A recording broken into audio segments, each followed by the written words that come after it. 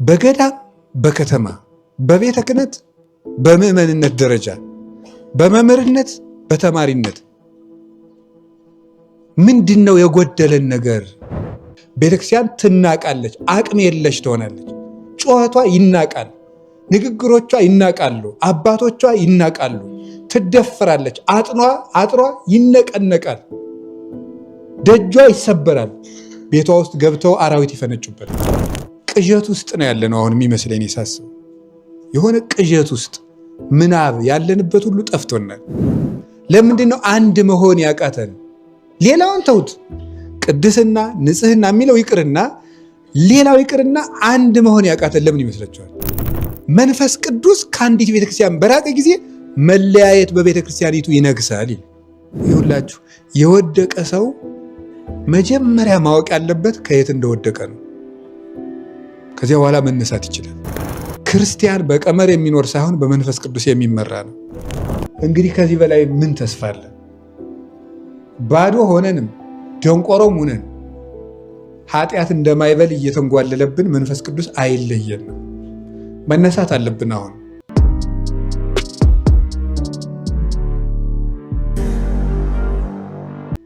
ሰው ብቻውን ቆሞ እልፍ ሰራዊት ያለውን ንጉሥ ሳይናገር ሰይፍ ዱላ ሳይዝ የታጠቁ ወታደሮችን ማንበርከክ፣ አንድ መናኛ ሰው ንግግር መርጦ የሚሰማን የንጉሥ ጆሮ ሰብሮ መግባት፣ ይህ የመንፈስ ቅዱስ ኃይል ነው። ቤተ ክርስቲያን ይሄ ኃይል አላት። እንዴት ሆኖ ነው በግሪክ ፍልስፍና የተጠለቀለቀውን ዓለም አንድ አሳ ጎታች ገበሬ እየሄደ ጸጥ ሲያሰኘው የነበረው? የመንፈስ ቅዱስ ኃይል ነው። በነገር መራቀቅ አይደለም። ቤተክርስቲያን በዚህ ነው የምትኖረው። አሁን ቤተክርስቲያን ጉልበቷ ይሄ ነው። ወደዚህ የተመለሰች እንደሆነ ነው ቤተክርስቲያን ጉልበተኛ የምትሆነው። ሌላ ሁሉ ዝም ብሎ መራቀቅ ነው፣ የብልጣ ብልጥ ጉዞ ነው። ወደዚህ ወደ መንፈስ ቅዱስ ኃይል ከመጣች ቤተክርስቲያንን የሚቋቋማት ጨርሶ የለም። ዝም ነው። ወታደሮች በክርስቶስ ፍቅር ተነድፈው ሰይፍ ይዘው መጥተው እነዚህ የሚወጋ ሾተል ይዘው ይመጣሉ። እነዚያ ሐዋርያት ግን በክርስቶስ ውስተ ልቦሙ ለጸላእተ ንጉሥ ሐጽከ ኃያል ስሁል ኃያል ወልደ እግዚአብሔር ቀስቶች ሐዋርያት የተሳሉ የተቡ የጋሉ ናቸው። እነዚያ በሾተል ሊነድፉ ሲመጡ ሐዋርያት በክርስቶስ ቃል ልባቸውን ይነድፏቸዋል። ከቃሉ ጋር የክርስቶስን ፍቅር አብረው ይወረውሩታል። በዚያ ቀስት ልባቸውን ይነድፋሉ። ሰይፍ ይዞ የመጣው ወታደር በጦር መንደፉ ይቅርና በክርስቶስ ፍቅር ተነድፎ ሰይፉን ወርውሮ ጥሎ እኔም በክርስቶስ ስም እሞታለሁ ይላል። ይህ የመንፈስ ቅዱስ ኃይል ነው። ዛሬ ቤተክርስቲያን ግርማዋ ኃይሏ ይሄ ነበረ። ይሄ እየጠፋ ሲመጣ ቤተክርስቲያን ዝቅ ማለት ትጀምራለች። ሁሉም ያስለቅሳታል፣ ሁሉም ያደማታል፣ ሁሉም ይወጋታል፣ ሁሉም ይነክሳታል። አቅም የለሽ ትሆናለች፣ ትደፈራለች። ለምን ሲባል ከልግሂቅ እስከ ደቂቅ ተባብረን ተጠቃቅሰን ከዳተኞችና ከመንፈስ ቅዱስ የጎደልን በመሆናችን ምክንያት ነው። ይሄ ነው ቤተክርስቲያንን የሚያስከብራት ግርማ። ይሄ ነው። ይህን ኃይል ነበር የነበራቸው። ስለዚህ የሰማዕታት ትዕግስት፣ የባይታውያን ብቸኝነት፣ የመነኮሳት ጽናት መንፈስ ቅዱስ ነው።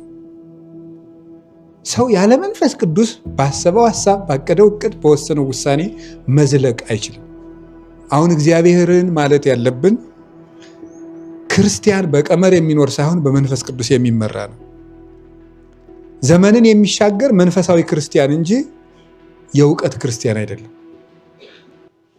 መንፈሳዊነት ደግሞ ከመንፈስ ቅዱስ የሚያገኙት ነው።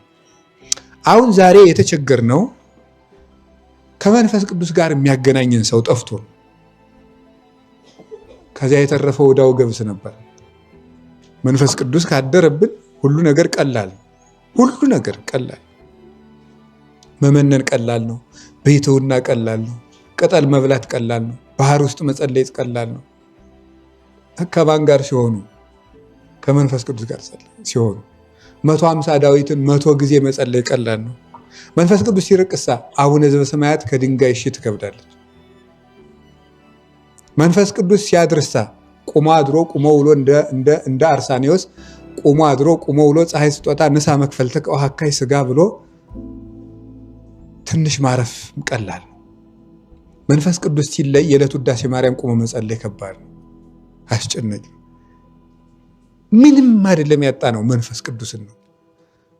ይሁላችሁ የወደቀ ሰው መጀመሪያ ማወቅ ያለበት ከየት እንደወደቀ ነው። ከዚያ በኋላ መነሳት ይችላል። ካልሆነ እንደ አንዳንዱ እንቅልፍ መሆኑ ነው። እንደዚህ አይነት እንቅልፍ ገጥሟችሁ ያውቃል? ተኝታችሁ ስትነሱ የት ሀገር እንዳላችሁ ጠፍቷችሁ ያውቃል? ሸዋ ትሆኑ፣ ጎጃም ትሆኑ፣ ጎንደር ትሆኑ፣ መቀሌ ይሁኑ፣ ሞያሌ ይሁኑ፣ ቤት ምንም ቅጥ የሌለው ገጥሟችሁ ያውቃል? ይሄ እስኪ ገጥማችሁ ከተኛችሁ እንኳን አጉል ነው፣ ወደ በሽታ መቀየሩ ነው። እንደው ድሮ ልጅ እያለን ለማለት ፈልጌ ነው። የሆነ ሆኖ ግን ያለበት ሀገር የጠፋው ሰው በጣም እስኪያስብ ገና ቅዠቱ እንደነቃ ብዙ ለማነጋገር ትንሽ መጠበቅ ያስፈልጋል። አገሩን እስኪያውቀው እስኪረጋጋ ቤቱን እስኪለየው ማለት ነው። ልክ እንደዚህ ሁሉ ቅዠት ውስጥ ነው ያለ ነው አሁን የሚመስለኝ ሳስብ። የሆነ ቅዠት ውስጥ ምናብ ያለንበት ሁሉ ጠፍቶናል። እግዚአብሔር የሚያውቀው። ከዚህ ቅዠታችን እንድንነቃ ምንድን ነው? እኔ እኮ እውነቴንም ነግራችሁ በገዳም በከተማ በቤተ ክህነት በምዕመንነት ደረጃ በመምህርነት በተማሪነት ምንድን ነው የጎደለን ነገር ስትሉ መንፈስ ቅዱስ ከኛ እየራቀ ነው። እሱ ነው ችግሩ።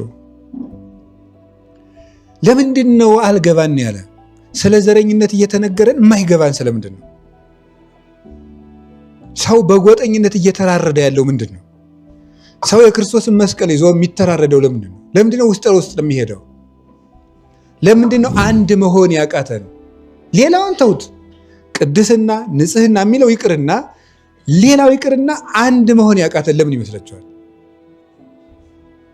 ብቃትስ ሰው ቤት ሆኗል መቼም። አንድ መሆን ራሱ ያቃተን ለምንድን ነው? መንፈስ ቅዱስን ውጣልን ስላልነው። ምክንያቱስ ቅዳሴያችን ለምንድን ነው? ሀበነ ንህበር በዘዚአከ መንፈስ ቅዱስ፣ በአንተ ህልው ሆኖ በሚኖር በመንፈስ ቅዱስ አንድ መሆንን ስጠን ነው የሚለው። በአንተ ህልው ሆኖ በሚኖር በመንፈስ ቅዱስ አንድ መሆንን ስጠን። አንድ የሚያደርገን መንፈስ ቅዱስ ነው። ልክ ቅዱስ ኤፍሬም እንደሚለው ነው። እኔም ተደጋጋሚ ተናግሬ ያውቃለሁ። አሁን እነዚህ እኔ አንድ ሰው ተብዬ ለመጠራት እጄ እግሬ ተጠራቅመው ነው፣ የተጠራቀሙ ህዋሳት ናቸው ሰውዬ ብለን የምንጠራው። እነዚህ ህዋሳት አንድ ሰውዬ ሆነው መንቀሳቀስ የቻሉት በውስጥ ነፍስ የምትባል አንድ አድራጊ መንፈስ ስላለች ነው። እሷ ወጥታ የሄደችለት በቀበራችሁኝ በሶስተኛው ቀን ብትመጡ እጄ ለብቻው ነው፣ እግሬ ለብቻው ነው፣ ያም ለብቻው ነው፣ ያም ለብቻው ነው። ለምን? አንድ አድራጊቱ መንፈስ የለችም። ቅዱስ ኤፍሬም እንዲህ ነው የሚለው፣ መንፈስ ከስጋ በተለየ ጊዜ ነፍስ ማለት ነው ስጋ ላይ የብቻው እየተገነጠለ እንዲወድቅ መንፈስ ቅዱስ ከአንዲት ቤተክርስቲያን በራቀ ጊዜ መለያየት በቤተክርስቲያኒቱ ይነግሳል። ይሄ ነው የቤተክርስቲያን ነፍሷ፣ ህይወቷ መንፈስ ቅዱስ። መንፈስ ቅዱስ የመከራ አሁን እኮ እግዚአብሔር ያሳያችሁ ክርስቶስ ያመልክታችሁ ትዕግስት የሚባል ነገር ባለመኖሩ መስሎኝ ገዳማት የሚፈቱት በጠቅላይ ቤተ ክህነት መስማማት እየጠፋ ያለው አባቶቻችን ቁጭ ብለው ለመነጋገር አልቻል ያለው መዋዋጥ ያቃተን ለምንድን ነው? ወንድም የወንድሙን ንግግር ምክር አዳምጦ እውነት ነው እንዳልከው መሰል ማለት ያቃተው ለምንድን ነው? ኢትዝልፎ ለአብድ ከመ ይጽላይከ፣ ሰነፍን አትምከረው እንዳይጠላ ይላል ሲራክ። መጽሐፈ ሲራክ ምዕራፍ 7 ላይ ድንጋይ መከመር ይሆንባል አትናገር ይላል። ምንድን ነው ነገሩ? አሁን ቢሰበክ እንደ ክብረ ነክ እየተቆጠረ እኔን ለመንካት ፈልጎ ነው ይባላል። እኔ እዚህ ውስጥ አይደለም ማወራው፣ ከዚህም ይሁንን የሚያገባኝ ነገር የለም። እያወራ ያለው ግን በቃ እንደሱ ነው። ሰው ድሮ ተሰድበውም ለእኔ ነው ይሉ ነበር። እንኳን ስብከት ስድብ ያስተካክላቸው ነበር። አሁን ዛሬ ግን ስብከቱንም ወደ ስድብ እየለወጠብን ነው። ማን ዲያብሎስ? ኧረ እንዲያው መንፈስ ቅዱስ በቸርነቱ ይየን፣ በቸርነቱ ይየን። የመንፈስ ቅዱስ ጸጋው ያስፈልገናል። ይሄ እየጠፋ ሲመጣ መንፈስ ቅዱስ ይርቃል። መንፈስ ቅዱስ ይውላችሁ፣ መከራን መራቅ መንፈስ ቅዱስን ማራቅ ነው። መከራን ስንርቅ መንፈስ ቅዱስ ይርቃል። መንፈስ ቅዱስ ሲርቅ የመንፈስ ቅዱስ ግርማ ከቤተ ክርስቲያን ይርቃል። የመንፈስ ቅዱስ ግርማ ከቤተ ክርስቲያን ሲርቅ ቤተክርስቲያን ትናቃለች፣ አቅም የለሽ ትሆናለች። ጩኸቷ ይናቃል፣ ንግግሮቿ ይናቃሉ፣ አባቶቿ ይናቃሉ፣ ትደፈራለች፣ አጥሯ ይነቀነቃል፣ ደጇ ይሰበራል፣ ቤቷ ውስጥ ገብተው አራዊት ይፈነጩበታል። ያ የሚሆነው የመንፈስ ቅዱስ ግርማ ሲጎል ነው። እንግዲህ ከዚህ በላይ ምን ተስፋ አለ? ባዶ ሆነንም ደንቆሮም ሆነን ኃጢአት እንደማይበል እየተንጓለለብን መንፈስ ቅዱስ አይለየንም። መነሳት አለብን። አሁን እግዚአብሔር እንደው ፈቅዶ ረድቶን ወዶ ከዛሬው እሑድ በኋላ እንኳን እንደው ብንነሳ መልካም ነበር።